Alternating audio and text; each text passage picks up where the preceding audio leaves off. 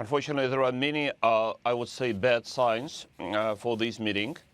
There is no Crimea mentioned here, so that what kind of sovereignty can be discussed.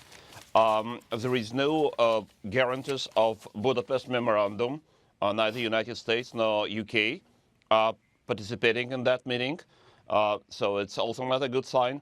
Also, the initiative came from Mr. Putin, who is not very well known for ability to keep his word. Also not a very good sign. And lack of desire from the leaders of Germany and France to fulfill a desire of Ukrainians of the Euro orientation, including insecurity and defense arrangements. So all of them are very bad signs. So that is why it is rather hard to expect anything positive, any serious progress from these negotiations. Andrei, where are we right now with where Putin is? I mean, to this day, he's disavowing control over the separatist elements. The other day, Poroshenko was holding up seized Russian passports. I'm not sure why those any militants were carrying passports on them for obvious reasons. But, what does Putin want to happen? Does he want chaos to reign in Ukraine?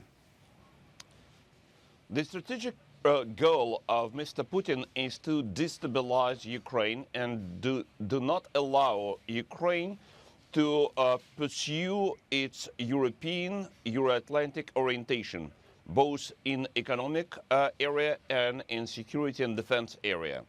So for that purpose, he was organizing this intervention into the East Ukraine and the so-called uprising.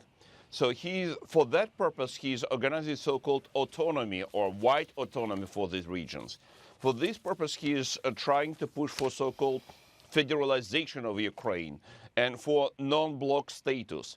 So all these purposes for long-term strategy of Mr. Putin, that means do not allow Ukraine to pursue independent policy of sovereign state. And unfortunately, we need to recognize it. So far, he is making progress in his goals. And unfortunately, the Western countries, including Germany and France, are not able to resist this pressure effectively. Okay. Andrei, President Obama has been leaning more and more toward arming, the rebels, the factions in Ukraine.